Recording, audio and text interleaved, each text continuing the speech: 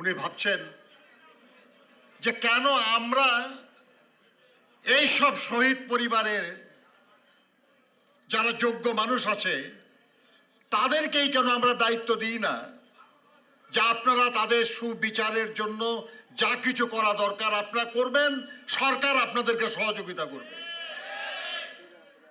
যারা আহত আছেন তাদের সুচিকিৎসার জন্য ওই আহতদের মধ্যে থেকে কিংবা তাদের আত্মীয় স্বজনের মধ্যে থেকে কেন আমরা দায়িত্ব দিব না যে তারা ওই আহতদের সুচিকিৎসার ব্যবস্থা করবে এবং সরকার পুরো দায়িত্ব নেবে?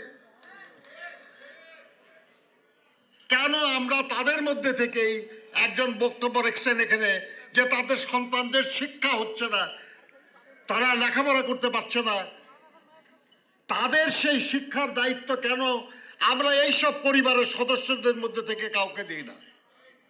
যদি আমরা দেই তাহলে কি কাজটা ভালো হবে না খারাপ হবে?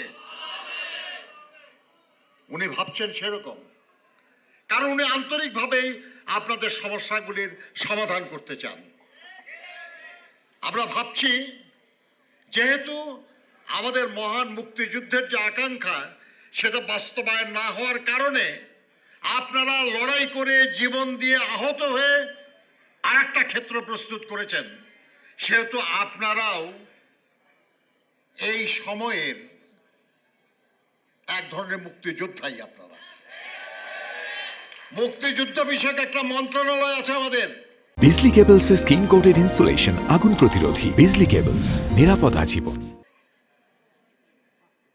আমরা সেখানে আপনাদের যেসব সমস্যা সেই সব সমস্যা সমাধানের জন্য যে যে কাজ, ওই কাজগুলি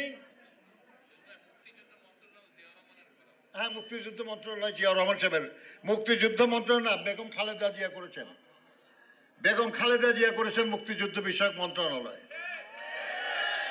এই মন্ত্রণালয়ের এটাও দায়িত্ব হবে যে এই আমাদের 24-এর যে গণঅভ্যুত্থান, এই গণঅভ্যুত্থানে যারা